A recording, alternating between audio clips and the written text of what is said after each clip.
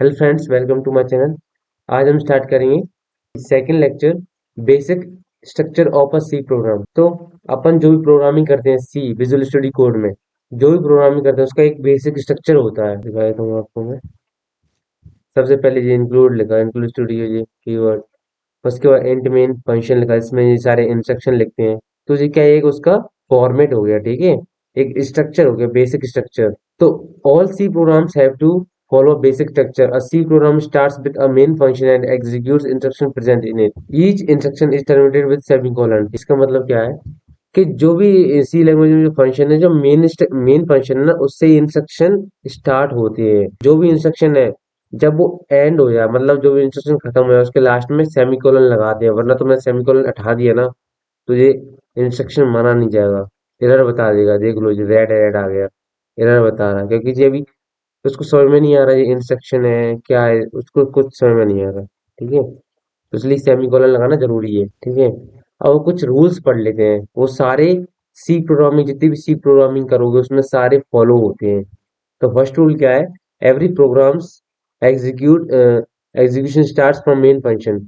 अभी अपन ने देखा था कि सारे प्रोग्राम होंगे, जितने भी प्रोग्राम होंगे, इसका सारे मतलब जितने भी प्रोग्राम स्टार्ट होंगे ना, मेन फंक्शन से स्टार्ट होंगे, यहीं से एग्जीक्यूट होंगे ये सारे। सेकंड रूल क्या है, all statements are terminated with semicolon. ये अभी अपन ने देख लिया कि जितने भी सारे इंस्ट्रक्शंस हैं, जितने भी सारे स्टेटमेंट है, वो सेमीकोलन से एंड किए जाएंगे, उसको मतलब टर्मिनेट किया जाता है सेमीकोलन से।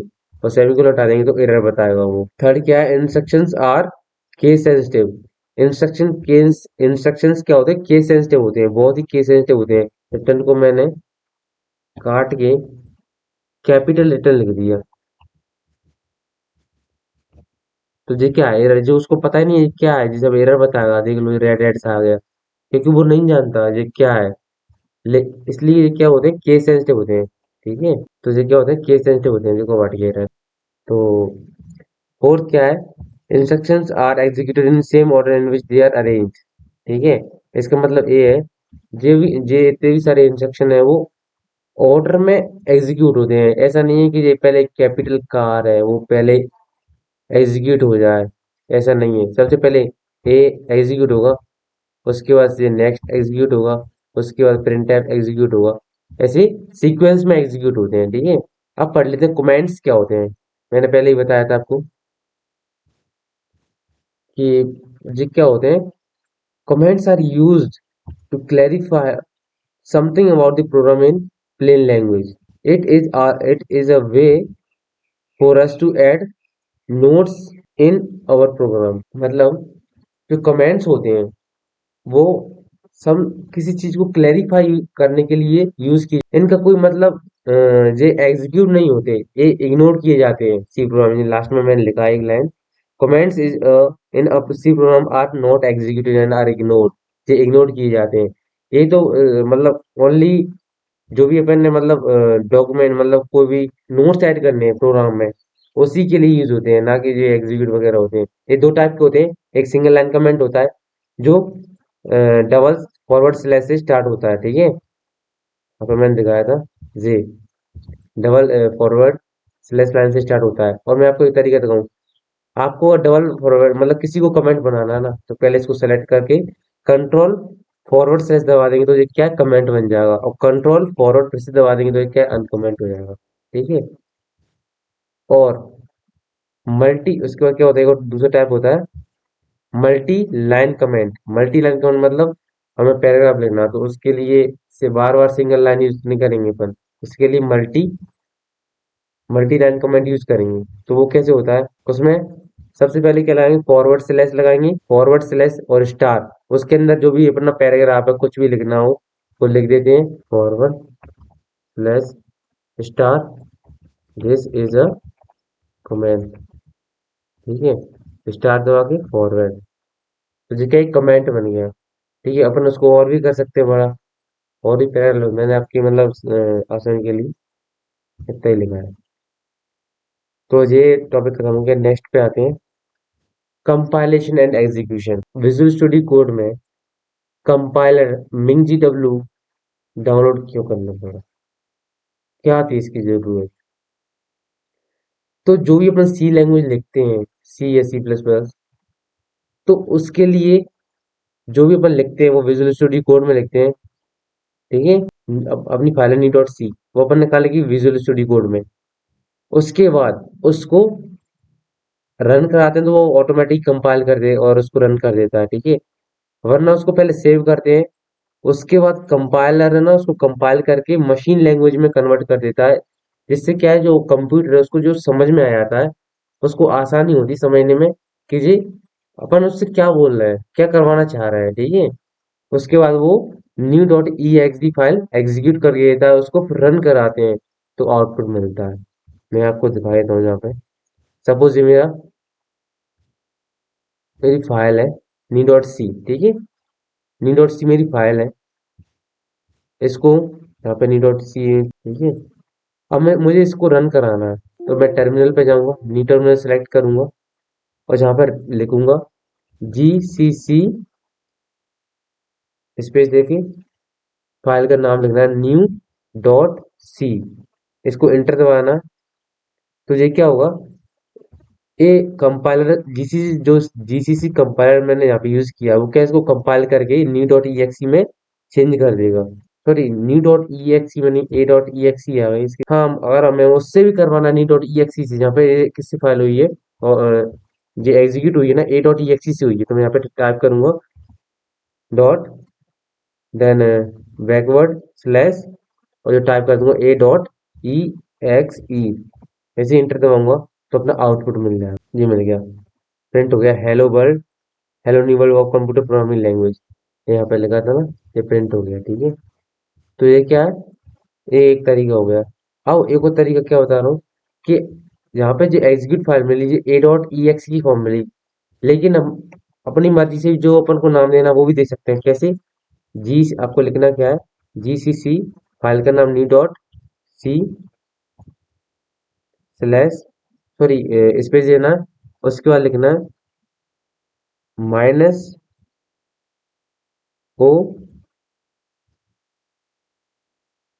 माइनस ओ लिख के एक स्पेस देना है और फिर लिखना है जो भी तुम मतलब फाइल का नाम बनाना चाहते हो। मैं बनाऊंगा उसका new dot E X E, dot की मैंने कॉमा लगा दी, sorry, new dot E X E. और जैसे ही इंटर दबाऊंगा मैं तो मेरी file new dot E X E बन गई, यहाँ पे देख लो साइड में new dot E X E. अब मैं यहाँ पे डॉट बैकवर्ड स्लैश और इसी का नाम लिख दूंगा जो भी फाइल आई है कंपाइल करके new dot E X E और इंटर मारूंगा, हेलो वर्ल्ड आ गया लिखा, आ गया जी आउटपुट। तो ये क्या है, ये मैंने तरीके से बता दिया आपको, मतलब जो भी आपको नाम मतलब अपनी मर्जी से देना है उसके लिए माइनस ओ न्यू, मतलब जो भी तुम नाम देना चाह रहे हो मैं यहाँ पे दे देना, ठीक है। तो जो उसी फॉर्म में वो कंपाइल होके आ जाएगी। तो ये हो गया अपना। हाँ मैं आपको क्या बता रहा था, कंपाइलेशन। तो कंपाइलर क्या करता है, जो भी अपन कोड लिखते हैं, a compiler is a computer program which convert a C program into a machine language so that it can be easily understood by the computer।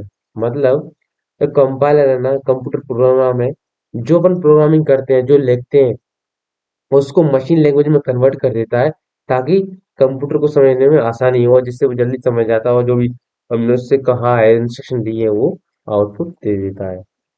और C program is a plain text, C program क्या है, एक plain text है।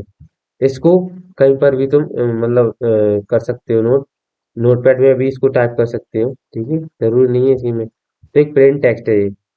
This plain text is a combination of instruction and particular sequence, ठीक है। Instructions है और एक सीक्वेंस में लिखे हैं, ना कि इधर उधर लिखे हैं, मैंने मेन को बाद में लिखा, रिटर्न को पहले लिख दिया, ऐसा कुछ नहीं है। तो क्या सीक्वेंस में लिखे जाते हैं, ठीक है। A compiler performs some basic checks and finally converts the program in a executable। और कंपाइलर एक बेसिक चेक करता है कि कुछ गलत तो नहीं है, ठीक है। उसके बाद फाइनली इसको एग्जीक्यूट कर देता है। अब अपन पढ़ते हैं लाइब्रेरी फंक्शंस, ठीक है। तो सी लैंग्वेज में वैल्यूबल मतलब सी लैंग्वेज में बहुत सारे वैल्यूबल लाइब्रेरी फंक्शन होते हैं जो यूज किए जाते हैं सर्टेन थिंग्स और टास्क को कैरी करने के लिए। लिख दिया है मैंने, C language has lot of valuable library function which is used to carry out certain task, ठीक है। फॉर एग्जांपल मैंने यहाँ यहाँ पर जे इंट लिखा है, इंट कीवर्ड लिखा है, इसका कोई मीनिंग होगा, एक पार्टिकुलर मीनिंग होगा जो कंपाइलर पहले से जानता है। कि इंट मतलब मुझे इंटीजर बनाना है, ठीक है। सपोज यहाँ पर मैंने लिखा इंटीजर बनाना, ठीक है, वो तो हो गया आपका, ठीक है, इंटीजर बनाना मुझे। और मैंने लिखा, हाँ, प्रिंट ऐप मतलब प्रिंट ऐप लिखा है, तो इसके अंदर जो भी लिखा है हेलो द न्यू वर्ल्ड, तो ये क्या करेगा, जो है जो लिखा है ना, इसमें वैल्यू लिखी है hello the new world of computer programming language, ये इसको स्क्रीन पर ऐसे की ऐसे प्रिंट कर देगा। तो उसका काम यही है, ठीक है। तो ये मतलब बहुत सारे फंक्शन होते हैं इसमें। एक परसेंटेज डी फॉर इंटीजर, मतलब इंटीजर के लिए परसेंटेज डी लगाते हैं।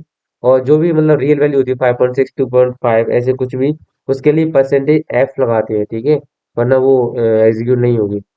और कोई भी कैरेक्टर उसके लिए परसेंटेज सी सिंबल का यूज करते हैं, ठीक है। और मैं आपको ये करके दिखा देता हूँ कैसे। हम्म। हेलो। हाँ, तो मैं आपको करके दिखा रहा हूँ कैसे करते हैं। तो आपको बस करना क्या है, देखो, मुझे इंटीजर लिखना है, तो मैं इंट लिख के ए लिखूंगा, और इक्वल्स टू वैल्यू दे दूंगा ए की। सपोज मैंने दे दी 4, और यहीं पे इसको टर्मिनेट कर दूंगा, ठीक है। तो ये इंटीजर हो गया, इंटीजर की वैल्यू क्या हो गई, ए की वैल्यू 4 हो गई। सिमिलरली मैं, अगर मुझे रियल वैल्यू लिखनी है, पॉइंट में कोई लिखना है, तो उसके लिए इंट यूज नहीं करूंगा, उसके लिए मैं यूज करूंगा फ्लोट, वी। वी की वैल्यू दे दूंगा 4.2, और उसको टर्मिनेट कर दूंगा सेमीकोलन लगा के। ऐसे ही मुझे कोई कैरेक्टर लिखना है, तो उसके लिए क्या करूंगा मैं, CHAR मैंने पहले आपको बता दिए थे। यहाँ यहाँ पर कि कैरेक्टर इनके लिए क्या क्या यूज करते हैं, इतने सारे मैंने कीवर्ड्स लिख दिए थे, ऑटो ब्रेक, केस, सी कैरेक्टर, जहाँ पे आएगा ना कैरेक्टर, इसी का यूज कर रहे हैं अपन अब। हाँ, तो कैरेक्टर के लिए CHAR क्या लिखेंगे, उसके बाद लिख देंगे सी, मतलब कोई सा वैल्यू लिख सकते हो, CDE, सी इक्वल टू लिख दूंगा मैं। कोई सा भी कैरेक्टर ले लिया मैंने, एफ ले लिया, ठीक है, जी ले लिया, तो उसको पहले किस में लिखूंगा, सिंगल इनवर्टेड कॉमास में, ठीक है, सॉरी, क्या लिख दिया जी, ठीक है, और इसको टर्मिनेट कर दिया, ठीक है।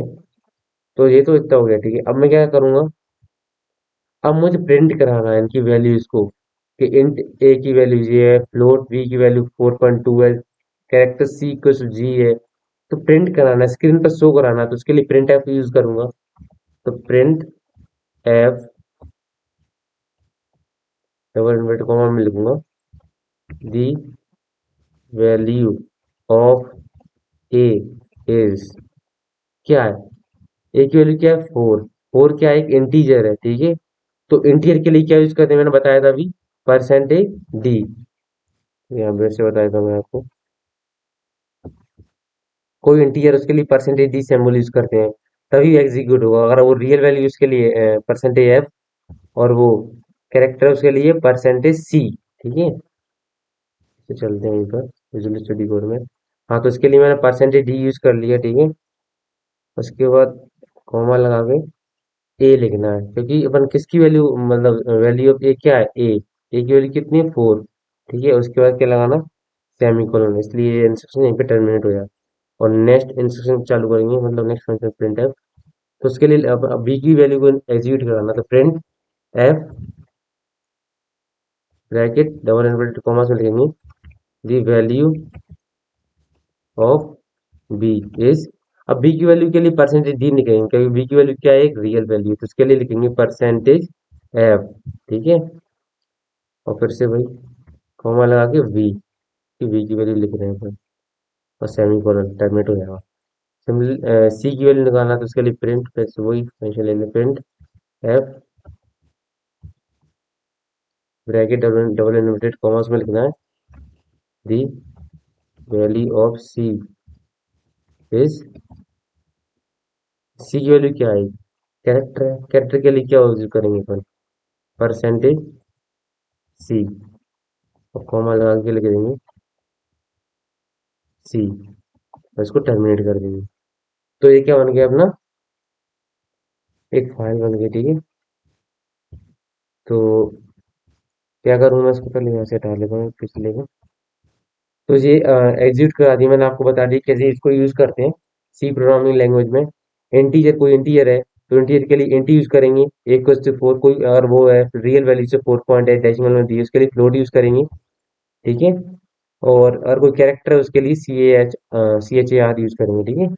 और कैरेक्टर को हमेशा याद रखना सिंगल इनवर्टेड कॉमास में लिखते हैं, वरना वो गलत हो जाएगा, मतलब वो एग्जीक्यूट ही नहीं होगा। प्रिंटफ एक फंक्शन है जो क्या करता है, जो भी वैल्यू इसके अंदर लिखी है उसको क्या कर देता है, प्रिंट कर देता है। ठीक है। तो अपन मतलब ये तुम्हारा बेसिक है, ये कंप्लीट हो गया, तो मतलब समझ लो तुम्हें ये 100% आ गया सब कुछ। तो अपन यहाँ पे आएंगे रनर पर, इसको एक बार क्लिक करेंगे तो जी रन हो जाएगा। थोड़ा टाइम लग सकता है इसको।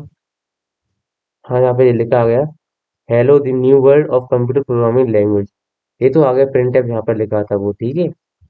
और उससे पहले भी आ गया जी, हाँ, क्या आ गया, the value of A is 4, और यहीं से स्टार्ट हो गया, the value of B is 4.200, और the value of V is G. मैंने वी लिख दिया क्या? सॉरी, यहाँ पे मैंने वी लिख दिया, तभी तो मैं कहूँ क्या होगा। हाँ, वी लिख दो, सी लिखना है ना यार। ठीक है। हाँ, तो ये तो इतना हो गया, लेकिन ये एक ही लाइन में आ रहा है। तो इसके लिए मुझे क्या करना, अलग अलग लाइन में चाहिए मुझे आउटपुट। तो उसके लिए क्या अलग करना है, ये परसेंटेज डी लिखा था ना यहाँ पे प्रिंटफ फंक्शन में, उसी के आगे बैकवर्ड स्लैश लगा के एन लिखना है, बैकवर्ड स्लैश और एन।